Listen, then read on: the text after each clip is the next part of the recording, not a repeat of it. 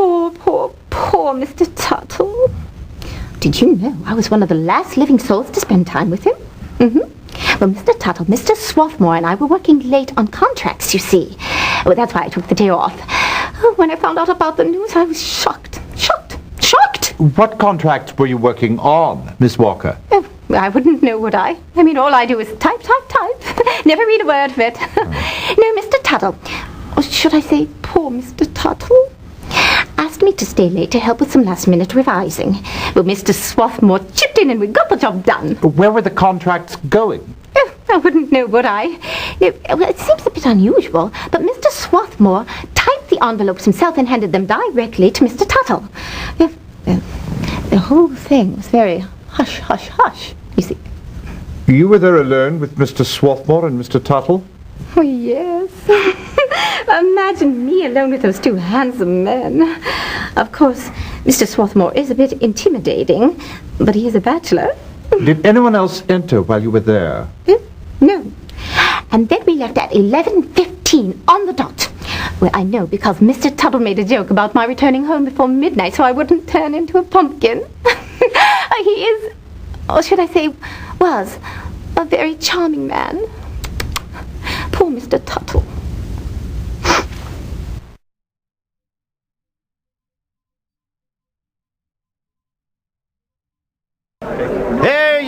Hear ye! The Queen's Court stands in order! Good afternoon. I understand you've been investigating the murder of Melvin Tuttle. Truly a sordid affair. So tell me, who was the murderer? Please choose from either your notebook or the directory.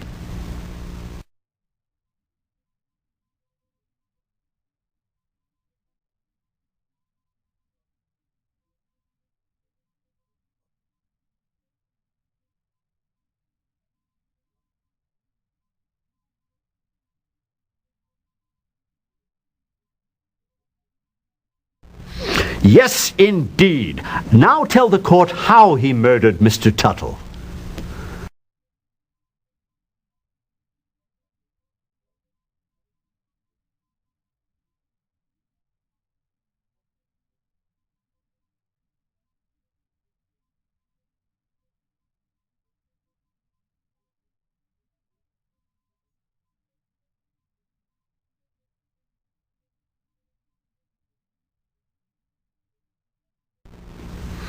Absolutely correct. Now, why did Swarthmore murder Tuttle?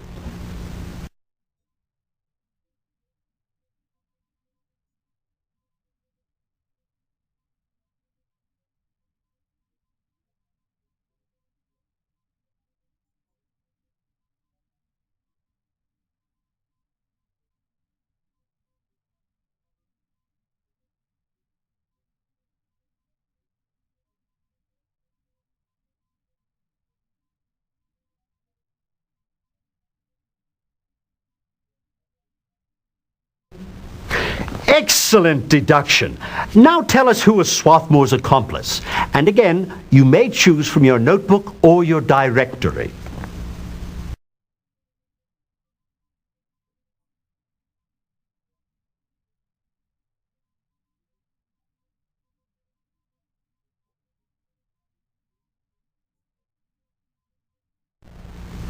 You are correct. Now tell the court what role Mr. Livingston played in the murder of Melvin Tuttle.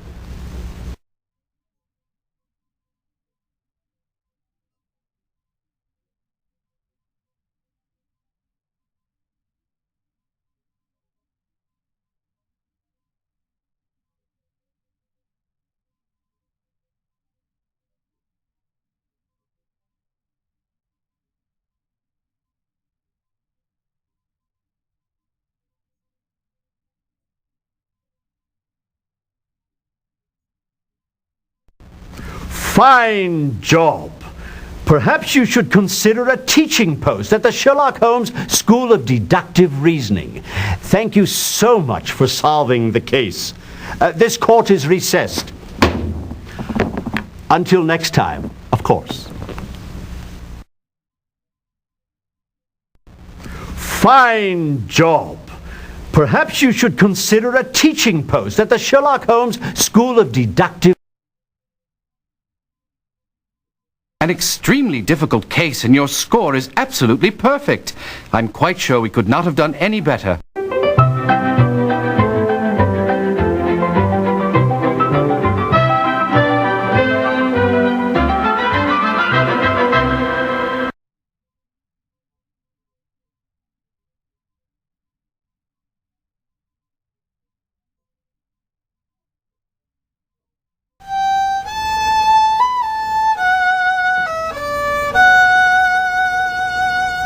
Another migraine coming on? No, I'm merely celebrating the end of the case of the solicitor's solicitor. An early and tragic demise, wouldn't you agree, Holmes? I suppose. But I found his rapid rise to be far more significant. Whatever do you mean? 2.5 years from junior clerk to junior partner in one of the very best legal firms in London. And the man, as we discovered, was no genius. I was fascinated to understand the circumstances of his promotion. Mrs. Cartwright? Yes, that connection provided an interesting scenario. What began as a favor to Mr. Cartwright blossomed into an affair with his wife. Tuttle no doubt saw it as a golden opportunity for advancement and used his copious charms on her. Mrs. Cartwright in turn went to work on her husband, showering unstinting praise on Mr. Tuttle. Over a period of time, Mr. Cartwright, who thought the world of his wife, began to believe that a promotion was in order for Melvin Tuttle. The perfect scenario for murder. Husband discovers truth, takes an unscheduled leave of absence, plans and commits the crime. In another case, perhaps, but not in this one. You see, both Mr. Cartwright and Mr. Swarthmore were party to the decision to promote Tuttle. But why should Swarthmore decide in Tuttle's favor? What did Tuttle have on him? What made you first suspect Swarthmore? The envelopes. The envelopes? When we discovered that the chinaberry which poisoned Tuttle was found only in traces on the lip of the cup and the stem of the pipe, and even less in the tea and the tobacco, I was particularly interested in the fact that Mr. Swarthmore personally handed the contract envelopes to Tuttle for, shall we say, final licking. A brilliant if devious plan. Indeed. The murder weapon, as it were, was mailed away to be consigned to the nearest wastebasket. Unfortunately for Mr. Swarthmore, one was also posted locally. So I had the murderer and the method, but not the motive. By the way, Holmes, wherever did Swarthmore come by something as rare as chinaberry? That took a little imagination, and when I discovered it, it helped me to understand the motive. Cedric Livingston supplied the poison. More than likely, he brought it back from one of his sailing stints in the South Seas. Why would he want to be a party to a murder? Exactly. You see, the book that Virginia Monroe supplied brought it all into the light.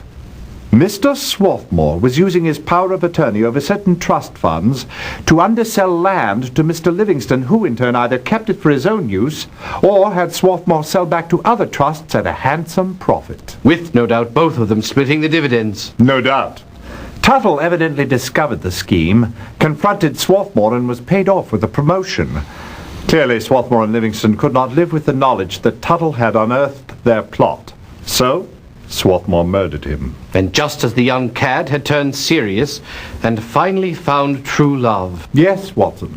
Love doth teach even asses to dance. Well said. May I quote you, Holmes?